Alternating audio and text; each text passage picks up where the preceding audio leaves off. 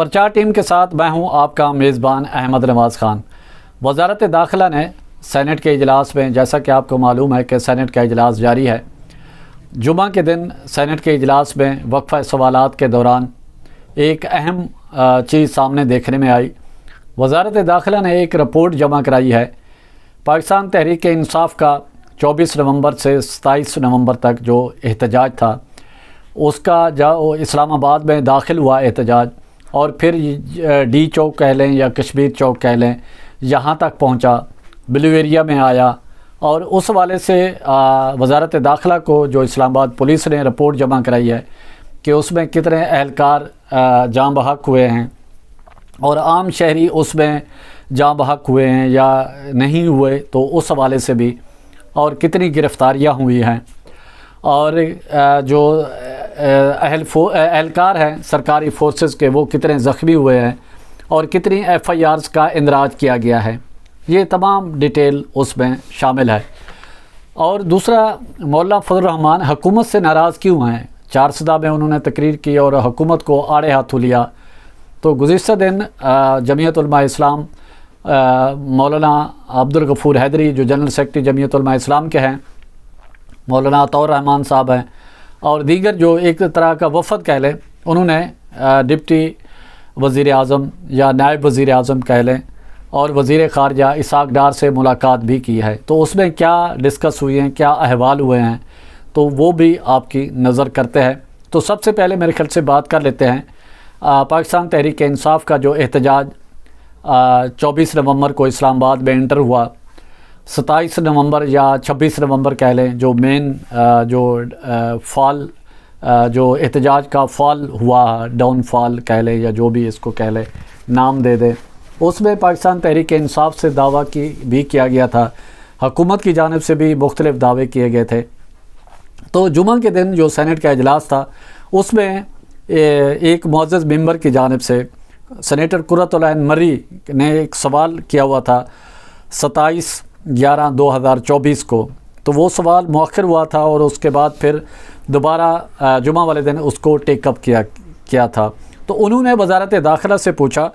کہ اسلام آباد میں ایک سیاسی جماعت کے حالیہ احتجاج کے دوران قانون نافذ کرنے والے ایجنسیوں اور شہریوں کی اموات ہوئیں اور وہ بھی زخمی ہوئے، اگر ایسا ہے تو اس کی تفصیلات کیا ہیں؟ اور اسی سوال کا جو بی ہے یا بے ہے، اس میں انہوں نے یہ پوچھا کہ آیا ایسے شرپسندوں کے خلاف کوئی قانونی کارروائی عمل میں لائی گئی جو سیکیورٹی کے عملے اور شہریوں کی جانوں کو خطرے میں ڈالتے ہیں؟ اگر ہاں تو اس کی تفصیلات کیا ہیں؟ تو جس پر وزارت داخلہ کی جانب سے جواب دیا گیا، وفاقی وزیر سید محسن نقوی، وزیر داخلہ وفاقی وزیر سید محسن نقوی کی جانب سے، گو کہ اس ٹائم تو وفاقی وزیر قانون نے جواب دیا، لیکن وزارت داخلہ کی جانب سے تحریری طور پر سینٹ کو بتایا گیا جو پہلا حصہ ہے سوال کا۔ تو انہوں نے کہا کہ اسلام آباد کے تمام پولیس اسٹیشنز کی رپورٹ کے مطابق 24 نومبر 2024 سے 27 نومبر 2024 تک حالیہ امن و امان کی صورتحال کے دوران قانون نافذ کرنے والے اداروں کے 3 اہلکار جاں بحق ہوئے ہیں، تاہم حالیہ احتجاج کے دوران کسی بھی شہری کے جاں بحق ہونے کی اطلاع نہیں ملی۔ تو انہوں نے مزید بھی وزارت داخلہ نے جو جواب دیا سینٹ سیکریٹریٹ میں تحریری طور پر، تو انہوں نے یہ بھی بتایا کہ قانون نافذ کرنے والے اداروں کے 106 جو اہلکار ہیں وہ زخمی ہوئے ہیں، جبکہ حالیہ احتجاج کے دوران کسی بھی شہری کے زخمی ہونے کی اطلاع موصول نہیں ہوئی۔ اور اب اس کا بے جز جو ہے، اس میں انہوں نے جواب دیا ہے تحریری طور پر وزارت داخلہ کی جانب سے کہ اسلام آباد کے تمام پولیس اسٹیشنز کی رپورٹ کے مطابق پرتشدد مظاہرین کے خلاف مختلف پولیس اسٹیشنز میں 17 فوجداری کے مقدمات درج کیے گئے ہیں۔ ایف آئی آرز کی تفصیلات آپ کو سکرین پر بھی ہم کی دیکھیں، تو اس میں انہوں نے کہا کہ جو پرتشدد مظاہروں میں جیسا کہ انہوں نے بتایا کہ کوئی شہری جاں بحق ہونے کی اطلاع نہیں ہوئی، اور اسی دوران جو ہے حالیہ احتجاج کے دوران کسی بھی شہری کے زخمی ہونے کی اطلاع بھی موصول نہیں ہوئی۔ اسلام آباد پولیس نے وزارت داخلہ کو رپورٹ دی ہے کہ حالیہ احتجاج کے دوران کسی بھی شہری کے جاں بحق ہونے کی اطلاع نہیں ملی اور نہ ہی کسی بھی شہری کے زخمی ہونے کی اطلاع موصول ہوئی ہیں، جبکہ اس سے پہلے اوپر انہوں نے دیا ہے کہ جو 3 اہلکار قانون نافذ کرنے والے اداروں کے 3 اہلکار جاں بحق ہوئے ہیں۔ تو یہ تفصیلات ہیں اور یہ آپ سکرین پر بھی دیکھ سکتے ہیں FIRs کی تفصیلات۔ تو یہ جو وزارت داخلہ کی جانب سے سوال کیا گیا تھا، تو وزارت داخلہ نے سینٹ اجلاس میں تحریری طور پر بتایا کہ اتنے زخمی کی تعداد ہے، اتنی جو اہلکار ہیں وہ جاں بحق ہوئے ہیں اور اتنے جو زخمی ہوئے ہیں۔ تو اسی کے ساتھ اور دوسرا جو اہم جو ٹاپک ہے،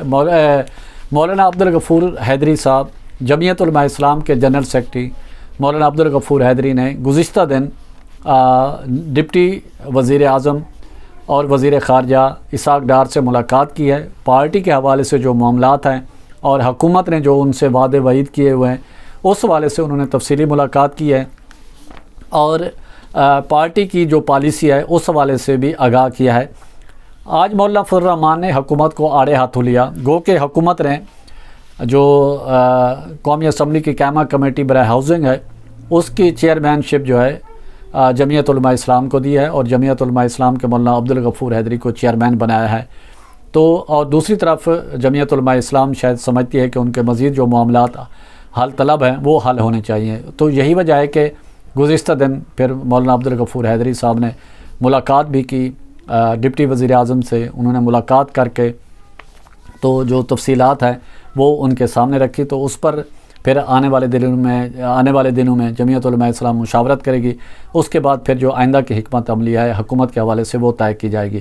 تو اسی کے ساتھ پرچار کی ٹیم کو اجازت دیں، گرد و نواح کا خاص خیال رکھیں، لوگوں کے لیے